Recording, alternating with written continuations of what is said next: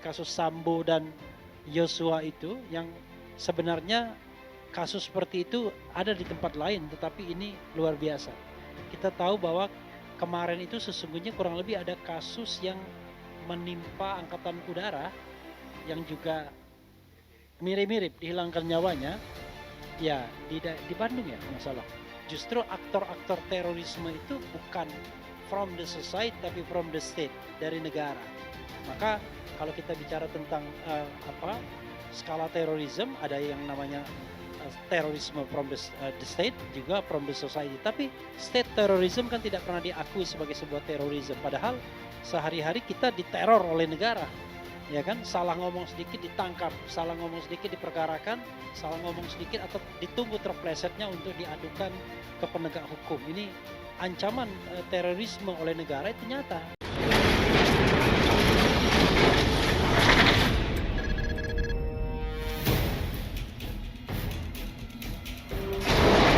Oh enggak, Pak Al-Katiri juga ya. Jadi kemarin saya usul awalnya Galaxy, tapi dia ubah jadi GNI ya. Sudahlah, saya ngikut juga akhirnya GNI ya. Dan mudah-mudahan lagu itu bermanfaat bagi kita semua untuk mengingatkan bahwa ada organisasi baru yang namanya Gerakan Nasional Anti Islamofobia. Entah masih ingat apa enggak Pak Al-Katiri? Masih ingat ya. Masih jalan ya. Itu satu. Yang kedua, saya hadir di sini ingin mengatakan secara moral ya, secara moral itu ingin mendukung apapun gerakan kebaikan ya, terutama yang memperjuangkan kebenaran dan keadilan. Termasuk dalam kasus ini yang walaupun saya tidak ikut secara intens, tapi in general saya paham. Bahkan saya mau dijadikan ahli oleh Pak Al-Katiri, tapi waktu itu saya menolak, bukan karena saya nggak mau, karena saya merasa bahwa bukan perspektif hukum tata negara yang dibutuhkan, tapi perspektif lain. Kalau tanya soal yayasan dan lain sebagainya, saya bilang, wah itu tanya saja ilmu hukum tata usaha negara, saya bilang. Jadi secara moral saya mendukung. Saya tidak keberatan menjadi ahli sebagaimana saya menjadi ahli Habib Rizik Syihab dan juga Habib Bahar bin Smith serta Bunda Mary di Lampung, Anton Permana juga ya. Tapi tentu karena kapasitasnya sebagai ahli kita harus memahami betul permasalahannya. Itu yang kedua. Yang ketiga, saya memang melihat ada satu aspek yang menurut saya yang harus kita garis bawahi. Ini aspek media ya. Jadi walaupun saya orang hukum, tapi saya lebih banyak bergaul dengan media karena saya YouTuber juga ya.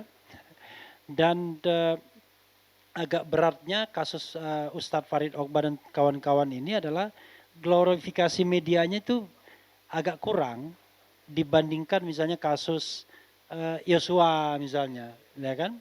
Kasus tentu Habib Rizik sendiri, bahkan Habib Bahar saja kemarin ketika di Bandung itu agak kurang juga sesungguhnya. Nah, ini memang persoalan yang susah bagaimana memecahkannya.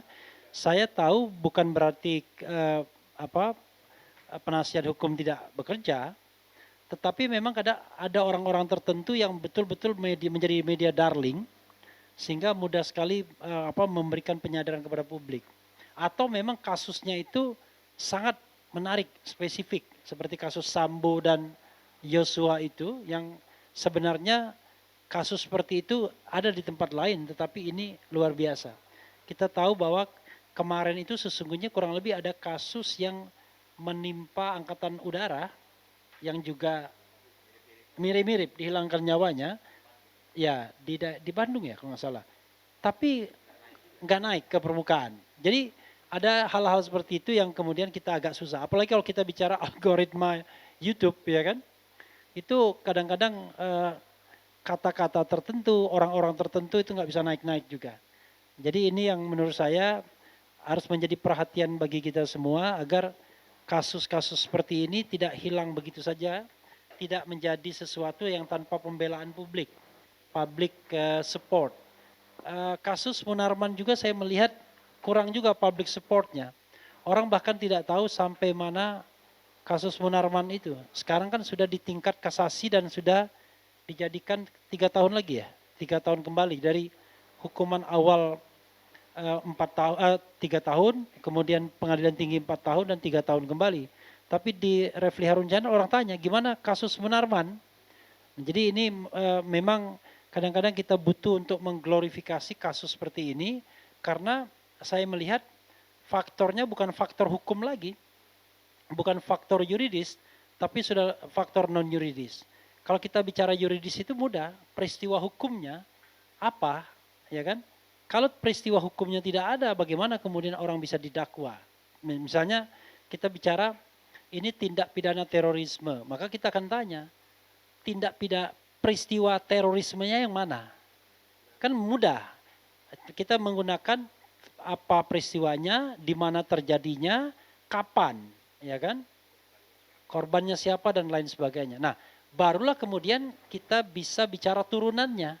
Turunannya itu adalah menyembunyikan informasi tentang terorisme dan lain sebagainya. Jadi peristiwa terorismenya ada, baik itu sudah aktual maupun potensial, tapi kemudian mereka yang didakwa ini menyembunyikan informasi itu. Kalau tidak salah, Munarman juga dikenakan pasal itu juga. Saya khawatir pasal itu menjadi pasal karet, keranjang sampah untuk menjerat kita semua.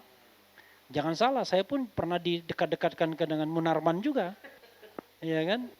Karena dianggap membuat podcast konten yang direkayasa untuk memberikan opini baik terhadap Munarman.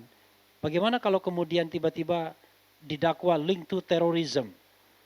Kan terkesan bahwa tidak penting apakah bukti ada di awal, yang penting tangkap dulu.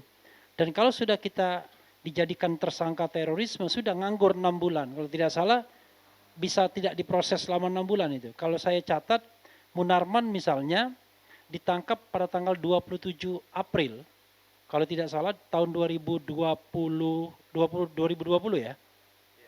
April 2020 dan baru disidangkan pada Desember. Jadi April, Mei, Juni, Juli, Agustus, September, Oktober, November, Desember. 8 bulan kemudian sidang pertamanya. Bisa dibayangkan. Padahal kasus-kasus yang lebih gawat dari itu kadang-kadang cuma 3 bulan, 4 bulan ya kan. Langsung naik sidang dan kenanya 3 bulan, 4 bulan dan selesai. Pada ini berarti kalau kita bicara tentang azas praduga tak bersalah, orang sudah dihukum 8 bulan dulu, baru kemudian proses persidangannya berjalan. Padahal kalau kita lihat apa yang didakwakan itu sangat sumir, yaitu menyembunyikan informasi tentang terorisme. Terorismenya apa? Enggak tahu, kira-kira itu. Itu aspek yang ingin saya singgung juga. Aspek lainnya ya kita juga harus meminta kesadaran negara untuk menyelesaikan persoalan terorisme ini dengan yang sebenar-benarnya, sesungguh-sungguhnya. Bukan seperti seperti produk, seperti sepertinya negara tidak punya keinginan untuk menyelesaikannya, tetapi hanya sekedar sekedar sarana untuk kepentingan-kepentingan tertentu, entah kepentingan institusi, eksistensi, kemudian yurisdiksi, keuangan dan lain sebagainya. Nah, jadi kita harus menyelesaikannya. Lalu kalau pertanyaan berikutnya soal gradasi. Segawat apa sih soalnya persoalan terorisme di Indonesia ini? Misalnya kalau kita mau evaluasi dalam 10 tahun terakhir. Apakah misalnya kemarin bom bunuh diri yang di Bandung itu menggambarkan bahwa sudah gawat sekali terorisme di Indonesia. Kita tidak membenarkan itu. Bagaimanapun yang namanya teror, pembunuhan, dan lain sebagainya tidak akan pernah dibenarkan dari kacamata hukum. Tapi kan kita bicara tentang the degree of terrorism. Derajat terorisme itu seperti apa? Apakah sedemikian gawatnya yang bisa mengganggu eksistensi negara Republik Indonesia, ataukah ini menjadi komoditas bagi pihak-pihak tertentu untuk kepentingan tertentu pula? Ini yang juga harus kita garis bawahi. Kemudian yang juga tidak kalah pentingnya, orang selalu bicara terorisme from the society. Tapi terrorism from the state atau state terrorism mungkin juga persoalan yang sangat akut di negeri ini dalam paling tidak 10 tahun terakhir. Justru aktor-aktor terorisme itu bukan from the society tapi from the state, dari negara. Maka kalau kita bicara tentang skala terorisme, ada yang namanya terorisme from the state, juga from the society. Tapi state terrorism kan tidak pernah diakui sebagai sebuah terorisme. Padahal sehari-hari kita diteror oleh negara. Ya kan, salah ngomong sedikit ditangkap, salah ngomong sedikit diperkarakan, salah ngomong sedikit atau ditunggu terplesetnya untuk diadukan ke penegak hukum. Ini ancaman terorisme oleh negara itu nyata. Padahal saya mengatakan bahwa perintah konstitusi kepada negara dalam hal ini penguasa atau pemerintah adalah melindungi segenap bangsa. Dan terakhir ya, biar 5-10 menit, terakhir saya lihat ada soal yang barangkali kita kemudian berusaha menghukum pikiran orang.